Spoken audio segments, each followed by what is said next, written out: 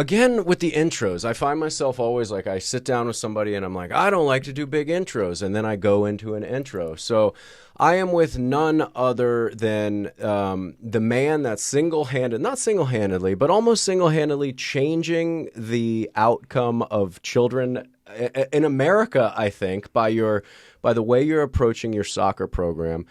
Rather than me sit here and try to tell people, hey, this is Adam Rose, this is what he does, you give them the quick rundown of what you do, and they'll just understand why I'm so thankful to have you in here today. Yeah, absolutely. So I run a company called Soccer Roots. It is kind of for kids in the ages of 2 to 12 years old, primarily located out of the Valley, even though we have clients from all over. It's a developmental program, which means that we take kids from 2 to 12 years old with an ever increasingly, tricky curriculum, but develops at the rate that a child is literally growing.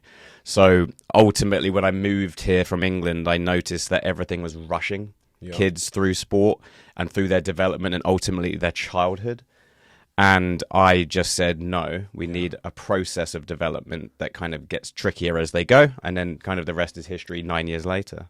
Here we are. Now tell me why did you understand and how did you see that the program needed to change? The way soccer is taught, the way football is taught, it has worked, but it hasn't worked on a level that it could really work. And you said something to me at practice the other day. You said, why is the Tony Robbinses of the world only speaking to adults? Why don't we start building these kids up with the positive things they need, or something you said like this? And you can really be that guy for the younger generation. But what did you see, and how did you understand, and how did that lead you to putting together your own program? So I had been in the world since 3 years old. I've been playing since 4, roughly. I had done kind of every major beat in England. So, played in my local team, played in a county team, and I worked my way up doing that all the way through academies as a kid. Now, the 80s and 90s were different in some ways, but sadly, we haven't moved on in a lot of other ways, especially in children's sport. So I was creating a company, and it's a bit of a cliche, but I was creating a company for 8-year-old Adam, which now kids, of course, in Los Angeles are benefiting from. Yes. The days of yelling at children and making them do push-ups and run up the bleachers, it's such an antiquated way of educating people for me. And I just looked at it and went, why are there no developmental companies that allow a safe place for children to come and ultimately fail? Yeah. The most important word is come and fail in a safe environment with educated coaches. Now, there's a million answers to your question. I could go off in 49,000 tangents, but... And I want to hear them all. Yeah. But this is just episode 1 that I had to drag him down to the office, so continue. Sorry. So I looked at every other kind of company that was out there, and I really saw that they were following, like, just as an easy example, a Harvard Business School way of running a business, which is you create it, you pay people at the bottom very little, you scale or you franchise, and then you sell and you move on. Well, that's maybe fine if you're running a fast food restaurant, but when you're dealing with human beings, and especially children, the only way that you get any development, any kind of result from them is, of course, through connection, because we're humans. Yeah. And if you're yelling at somebody or whatever it may be in their moment when they're having a panic attack or whatever, well, they're going to quit, and then they will not develop as a soccer player. So I remember thinking, what if Messi was born in America? Yeah. He was a guy that needed HGH injections, as a child, very small. And I just truthfully don't believe he would have made it here. I don't think that his technical ability would have been stretched out. I believe he would have been labeled as small, not physically imposing enough, and he kind of would have fizzled out through the system. And we had to change that. Well, I had to change that. I'm a guy that if I see something, I'm not going to moan about it from afar. I'm just going to go to the mattresses, Godfather style, and just do it, right? So we did it, and I created a business, and I started with 2s, and I figured it out, and I failed a billion times trying to create a system that I could get 2 and 3-year-olds to play. And then that evolved to 4 and 5, 6s and 7s, where the curriculum got tougher. And it was really just me sitting down and analyzing over and over again what was working, what wasn't working. And after kind of 6, 7 years, I had a foolproof kind of system that allowed high repetition, but most importantly, focused on the mentality of a child and making them feel safe. Yes, and it's different with every child, right? Yes. So you said you started with the twos and the threes, and then how do you learn, and how do you help the parents learn?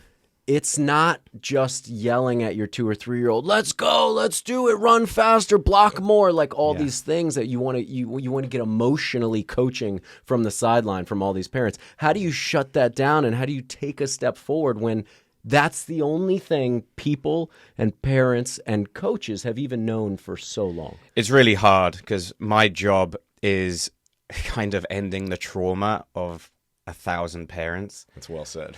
You know, it's really Well hard. I fight it every day. It's the most exhausting part of my life, truthfully, is that I'm being a psychologist for all of my clients and before I even get to their children. I'm telling them that what you are being fed by other companies usually is a marketing ploy to take your bank.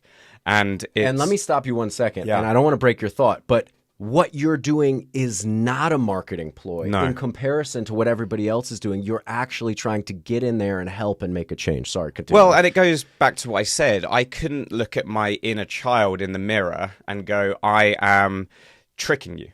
Right. You know, I'm looking at 8-year-old Adam going, I'm creating a place for other 8-year-old Adams to truthfully have a pathway to develop, to go on to club soccer afterwards. And for me, hopefully high school, college, or professional, right? So I couldn't do that because I'm very based in stoicism and the idea of memento mori. Like, I'm not going to live to 700 million years old, guys. I'm not a vampire. So I will die. So do I want to just be obsessed with money and becoming a zillionaire with a Learjet? But so what? In the end, it's your legacy. And what have you done for the thing you love? And if you will never meet anyone who loves soccer or football, depending when you're listening to this, more than me. Yeah. So I had to be part of the change. But with that integrity and that trust comes a kind of a company that grows. Because most of the companies out there, and again, look, there's some maybe good ones somewhere. I haven't found too many of them. Sure, no, but me either, to be honest. And it's truthfully just because if you're dangled a carrot of $1 million, you have to love what you're doing more than the $1 million. Right. And I love soccer more than the monetary payoff. And even when I had $0 in my bank account and I was growing this thing from nothing, I still run the business the same exact way. You know, I turn down clients who aren't a fit for our brand. I've never kind of been desperate and taken a deal if it goes against my integrity and my brand mission.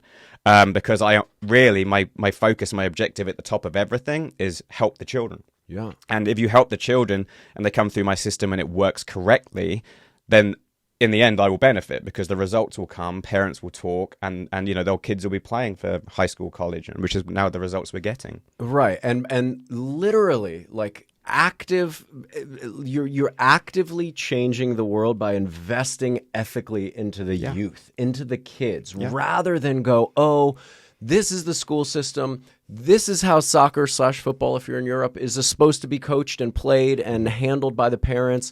You kids should feel bad when they don't score a goal. They should feel good when they score a goal. That's the end of it. There's a loser and a winner. And by kind of reconstructing the narrative of what this is, you're making these kids stronger from such a young age. And I see it with my son, who is not hey, soccer's my whole world, I'm going to get out here and be the next Messi. But what he is achieving on that field is a substantial set of soccer skills and developmental personal skills that they're not being taught in the classroom. And all these lessons for me, I learned on an American football field, cracking my head and hitting pads and doing all these things. But the lessons were instilled on the field. And I think if the lessons were instilled a little better in a more positive direction with a little more construction, then we would have had soccer roots, but it's not soccer routes, but we're not, you didn't exist until now. Yeah. And so your work is so very important. You're shaping these kids, and they're going to shape up the world in exchange, which is, I mean, how could you possibly do better work, you know? Yeah. And that was the very first paragraph on my business plan. Was always mentality first, because if you meet a kid, you know, like yours, and I can analyze within 2 seconds where's his technical level, but his technical level at 6 is not going to be the same as if he's been with me for 5 years. Of course, that's going to organically improve. Sure. But if I put him with kids who've been playing since 2, then all that happens is he shuts down. Right. You know, he shuts down. He goes, oh, I'm not as good enough. So what I was really always telling parents is human beings don't quit things because their parents yell at them and they don't score a goal today and all these things. They're a factor, don't get me wrong. But in the end, humans are very aware when they're not that good at something. Yeah. And if you look around and realize that you're not quite as good in your mind as somebody to your left or to your right, you'll quit. And that is no reflection on where you could have been. So what I did was I broke up every single kind of child within our program and put them into applicable groups, so such as older beginners, 9-year-olds, 10-year-olds who have become interested in the sport, maybe post-World Cup. Yeah. They call up, and I can't put them with kids with 6, 7, 8, 9 who have been playing for years. So that will destroy their psychology. So it's about really catering to the individual, which is why I can't scale this thing to 9 million locations. Right. Because the truth is you can't care about that volume of people. So taking a private school more approach to the individual, psychology allows me for them to feel safe. And once they feel mentally safe, now I can grow their technical skills. But if you just focus on turn up and run and keep up with these guys, well, they'll just quit. From the beginning, when you started, like the entrepreneurship of this whole thing, right? You were going to start this business. It was going to have the right ethics. Obviously, you want to pay your bills. Obviously, you want to have a positive influence on these kids. You want to approach it from a different angle. Did you think, now I know how hands-on you are because I see you every weekend walking from field to field. I watch your lives on Instagram and I see all these moments. Did you think, and this is kind of based off what you just said, how you can't just extend this to 9 million people, 9 million schools, and spread it out because it takes so much to do it right. Yeah. From combining the kids from various different reasons, right? At ages and expertise and psychological development. Did you ever think that it would be this, you would have to be this hands-on? And I don't mean just with the kids, obviously. Yeah. We understand, me as a parent, parents can't intervene with everything. Sometimes you got to let a coach, and in order to do that, you have to trust that coach. Yeah. So to combine this question into a smaller thing, did you ever think it was going to require this much trust from parents and this much involvement from you on a daily basis to deliver in a program like this? It's extraordinary to watch. Yeah, I think that firstly, that's my nature. I'm very obsessed with details. It's not like a micromanager because I put a lot of trust in my staff once I've taught them how to do it. But I was aware of all the details that I had to kind of control to make this thing scalable within one location, ultimately. But no, I didn't realize how much I would have to constantly talk to parents about minute things. Yeah. So I make as many videos and I tell my staff as much as I can, but I believe the average human being has to be told information 7 times before they really soak it in. Unless you're me, then it's 27 Right, times, exactly. But... So it is something that is just built into the furniture. You have to just deal with it, that they are not mad at you or they are not ignoring you. They have 50 million things going on. Humans have so much going on. Yeah. Our job is simply to say, hello, you're at soccer today. Here is the advice I have for today. And then at 11, you can move on to the farmer's market. But right now, let's stay conscious of what we're trying to do to help your child develop and understand that I only saw them 7 days ago. Sure. So the most common thing I've seen in America versus when I've coached in England or any other country is this, like, I need to accelerate quickly. The steroid approach to child development. Right. Yeah, absolutely. And I always tell parents, well, you wouldn't go to your principal, I hope, every week and say, well, I think he's ready to move up to the next grade. And sometimes, honestly, we get this, we'll move them up even when they're not ready. Right. Whether it's just because they incessantly keep going or whether it's me to kind of say, look, I don't want to have to show you that I'm not ready. But if you're not trusting me, then it's quite hard for me to put you into my process. Because if our tagline is trust the process and you're not trusting the process, then it's going to end poorly for you. Yeah. And a lot of it is just because, like I said, companies will prey on a lack of knowledge, whatever industry you're in. So the American system has very much been based in physicality, very attribute-based. If your child is fast or strong or tall, it's one of the very first things parents will volunteer to us on the phone. Oh, my kid's never played soccer before, but he's super fast. And I'm like, well, that's great, but if you can't control a ball, which is one of the hardest things in the world, it's not going to work well. So unfortunately, what a lot of these places do is they go, that kid's fast, that kid's strong, let's create like a super Space Jam team of these monster kids. Right. And then by the time those kids get to 13 or 14, every other child is now the same height and same weight and same speed and so forth as a sweeping statement as them, but their technical game's not there. They realize that, they drop out, which is why America has around 65% dropout rate and soccer around 14. It's not coincidence. It's because you rush them through when they should have been a beautiful souffle growing their technical ability. You took them out the oven and there goes the pop. Yeah, and it's like, the thing is, people are, and I've used this kind of phrase before, but we're such opportunists of convenience, right? Yeah. And so if I can get my kid in there and progress him really fast and move him up at a rocket ship pace, because physically I'm deciding as the parent that's what they need, how much does that kind of harm their psychological development, whether it be from sport or just in life, when your parent is trying to rush you through without giving you the time to digest the lesson you're learning, the experience you're having, and the people around you to open your eyes and literally soak it in. Do you find the parents harm the kids' growth more when they try to help too much? It might be the biggest mistake parents make. Yeah. I made the tagline "Trust the Process" as my last hurrah attempt to kind of bang the drum on their head, but I do it in the politest way possible. You must just trust that your child is 6 or 7, and a week later at practice they're 7 days.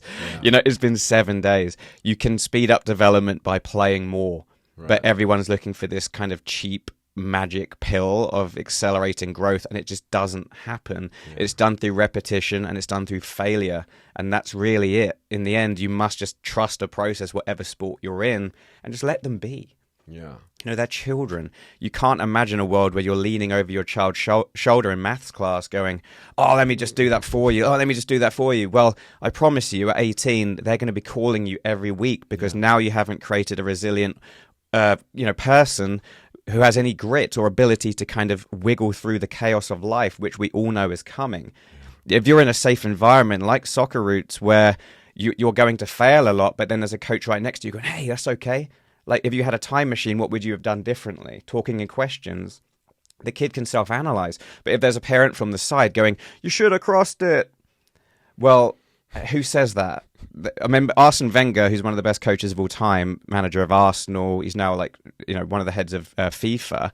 He would always be like, in the first 2/3 of build-up play in soccer, I'm going to kind of control how we do it, because it's the riskiest part of the field to lose the ball close to your goal, right? Yeah, but once you reach the final third, off you go. Yeah. I trust my players. There is no right, there is no wrong, there is your decision. But if we are kind of telling children all the time what the right decision is, well, number one, that's your opinion.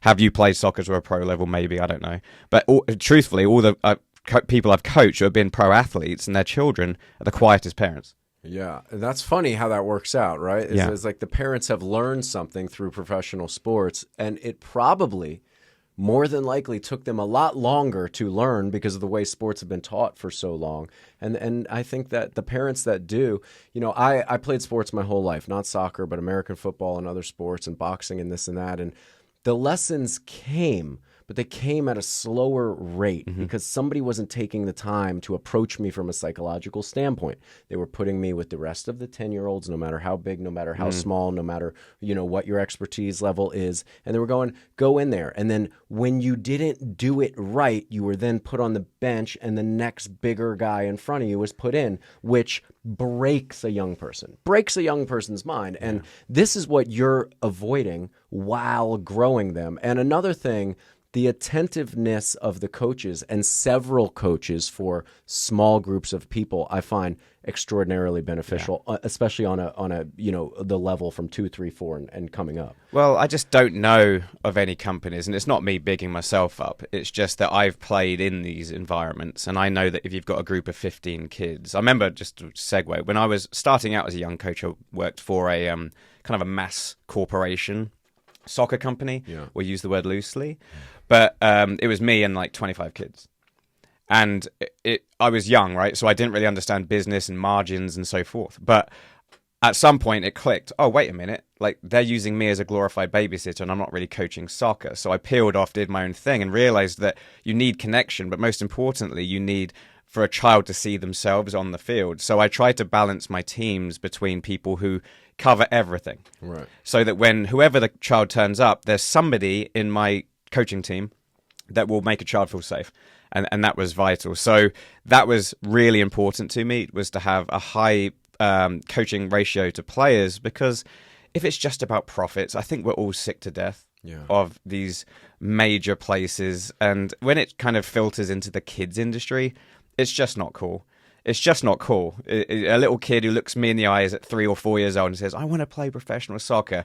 And I'm going in my head, oh, okay, well, I'm going to put you on a field with like 15 other kids with one guy running up and down. Hopefully he talks to you once. But don't worry, you save $5 versus a program where there's 4 coaches and they know you, they know your family, they know where you went on vacation, they know everything about you, which makes you fire. And if you look at a guy like, like a Phil Jackson or whatever, the work's done on the training field. So when it's game time, his players go, we trust our coach and we've done the work. But if there's no trust, then you're not going to develop. You're not going to develop. You might even not get out of the car. Right. So it is what it is. It's unfortunate that business has kind of gone that way, but some people are in it for the money and some people are in it for the love of the game. Just find those people. Yeah, and it's the kids can't benefit if the parent's going, okay, I sign them up for a soccer program, go to the soccer program. That's 2 hours or an hour of your day. Yeah. And they're just signing up to say they're doing something. A lot of programs allow that, right? They allow just, hey, this is what it is. Sign your kid up. They'll run around. They'll get some exercises. Hopefully they won't hurt each other and they'll become friends. What you're doing with the program is just, and we kind of touched on it earlier, but you're like and I don't want to use Tony Robbins' name anymore because I'm not. I'm with Adam Rose. Adam Rose is the guy for the next generation to develop rather than wait till you're desperate and have to pay $3,000, no offense, to go to Tony Robbins' life-saving convention. And he does good work. He's fantastic. I love watching his stuff. But why are we not? We wait till we have a problem to fix it rather than get ahead of it, grow our minds exponentially, whether it be through sport or knowledge or ethics or whatever you're teaching. But you're going to be that guy for these kids. These kids are going to, in turn, raise better kids, be better people, make a better world, work at better jobs, create better things. Yeah. Because somebody took the time before it was a mental crisis.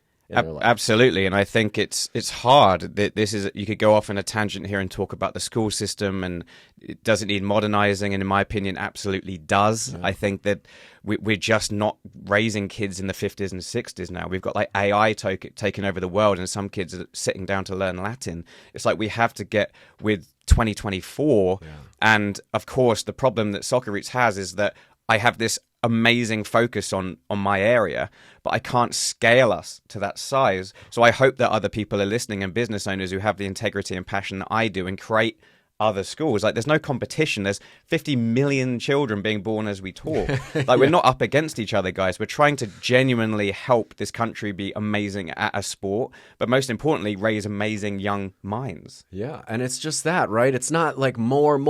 I need more. Let's be better from the jump. Yes. Let's try a little harder. Let's be a little more passionate about building a sense of community where the parents understand their roles in a soccer program. They allow the trust to come from the parent to the coach, and the kid sees the parent trusting the coach. Therefore, the kid's going to trust the coach. And then the several coaches on the field who, when a kid is in a crisis, and I've watched this firsthand happen with little boys and little girls on a regular basis in the program, they are approached, they are talked to, they are not like, come on, get up, tie your shoes and let's go. Hey, what's going on? Let's figure it out. Let's move forward, but let's not overlook whatever's going on. And that is such a crucial part in a child's development. Yeah. Talk to them. Don't just go sit in a corner. You did something wrong. Hey, you did something great. Here's a new toy. Like, let's grow their minds with positive reinforcement, and there's so many other ways to do it. Yeah, I remember saying to you just a few weeks ago that discipline is really just about a disciple of learning. Yeah, it's not a punishment to be cruel. It's a one to guide them for their future self's benefit, and so very valuable, so important. So that is really what I would say is that we always think of this: follow the fruit to the root. Right? You've got to find what is the cause of the problem. Is it that I'm embarrassed? Is it that I'm just in a bad mood because you're a child? Right. We don't give this grace often to children. that they can wake up and just be in a bad mood. Yeah. I had a dad just yesterday as a story who is doing a private lesson with a 3-year-old. Now, to me, I say, look, you can do it, yes. But I'm going to politely suggest that you don't, because they're not kind of cognitive to the instruction that's happening yet. So if you want to pay for it, then fine. But they might just wake up and want to throw sticks for an hour. Right. So you have to understand that you're in a 2 or 3-year-old phase, and that's okay. Enjoy the beauty of their life, because I promise you, before you know it, they'll be 18. So enjoy the ride. Don't rush the ride. I promise you, please trust the process and let them be who they are. It's the most amazing thing. There was this kid years ago. He's still with us. I'm not going to name him, of course, but he was with us week 1, week 2. His parents are from the East Coast, kind of tough, like New Yorkers. And the kid wouldn't play. And, you know, the dad was trying to pick him up and basically chuck him on the field. And I was like, hey, like, let's not grab him and force him, because now we're creating a trauma kind of connection between a soccer field and his brain. And you're just going to shut him down. And that's it. I promise you, he will not get up if you manhandle your child. So I'm trying to delicately explain this. And unfortunately, sometimes people just will look at you and think, well, what do you know? Kind of a thing. You know, if Gordon Ramsay's in the restaurant, we know who he is, so we listen to the guy. Sure. But I deliberately have not exposed myself truthfully with all the celebrities and royalty. Yeah. You know, I've coached literal princes of countries. Right. But I don't put it on Instagram because I find it a little bit gauche. But perhaps I should move forward with being a little bit more braggy. But because of that, sometimes I have to be very humble and understand that they just don't know. Right. And even though I've got 20 years of experience, you know, my whole background is in psychology and sociology. I have every bit of paper in regards to kind of soccer training and have been doing this for 30,000 hours. I still have to say, hey, like, that's just, and I have to make the connection with the parent to allow me to get through to the child, because it's this giant barrier of protection. But usually there's no malice. It's just, I know what I'm doing. I'm really stressed. And once you connect with them, they go, oh, thank you so much for helping. And that's all we try to do. Yeah. Follow the fruit to the root. And if it's just one of those days, it's just one of those days. And the best analogy I can give you if you're a parent in any sport is your stock market analogy. If you own stocks and you open your app up every single day and you watch it, you know, within an hour or a day, you're going to have a heart attack. If you don't watch your stocks for 3 months, 6 months, 9 months, 12 months, you will open it and the line is going up. You will have good days, you will have bad days, you will have horrendous days, you will have amazing days when you think you're the world's greatest parent, but in the end, the average line is going up. So just realize that is life and learn to dance in the rain. And I just have to kind of roll back a second, and I just want to talk about the integrity. You mentioned integrity twice, and 2 things really jumped out at me. I know who your clientele is. I know the parents of your clientele. I also know that I've been in other soccer programs where if you want a private lesson and they don't offer a private lesson for your 3-year-old, they'll make up a number and give you a private lesson that day. And the thing that I really enjoy about you and what you do is just that integrity of going, listen, you can bring your 3-year-old and I could spend an hour or 2 hours, but like you said, if the kid wakes up and just wants to throw rocks and sticks, that's how their day's going to be. And guess what, parents?